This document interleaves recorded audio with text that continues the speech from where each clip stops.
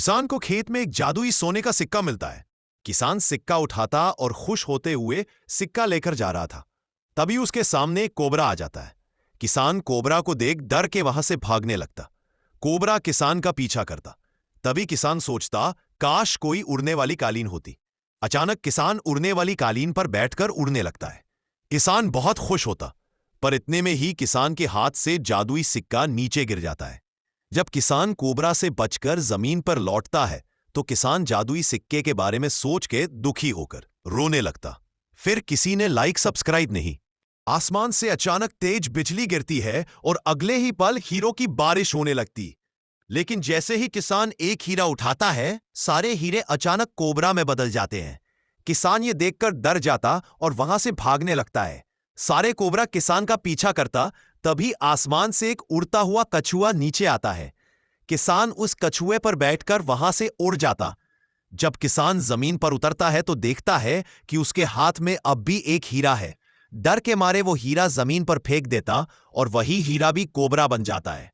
Cobra को देखकर किसान वहीं पर बेहोश हो जाता। अब किसान अस्पताल में भर्ती है।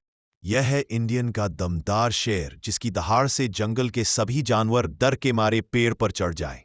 और यह है नेपाल का तूफानी शेर, जिसकी दहाड़ से जंगल में भीषण तूफान आ जाए। इंडिया की लड़कियां कहती हैं हमारा शेर जंगल का राजा है, तो नेपाली लड़कियां कहती है हामरो शेर दुनिया का राजा है।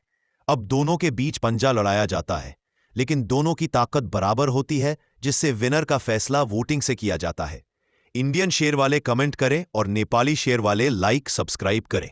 देखते हैं किसमें कितना है दम। आहे में यह किसान बहुत मेहनत से मिठाई बनाता है।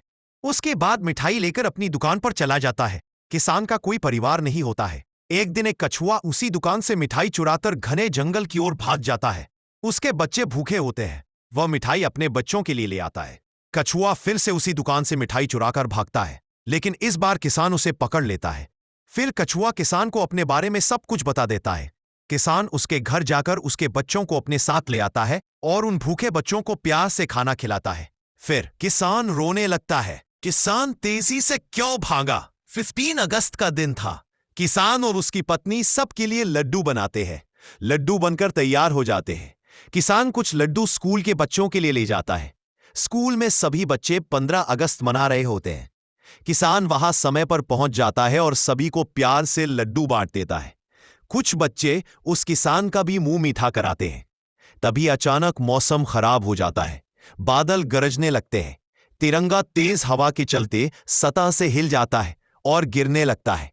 तभी किसान तेज दौड़ता हुआ जाता है और तिरंगे को गिरने से पहले हवा में ही पकड़ लेता है। वह स्कूल के अंदर आ जाता है। बारिश रुक जाती है। किसान तिरंगा उसी जगह लगाकर सैल्यूट करता है। लेकिन आपने इस तिरंगे के लिए लाइक सब्सक्राइब नहीं।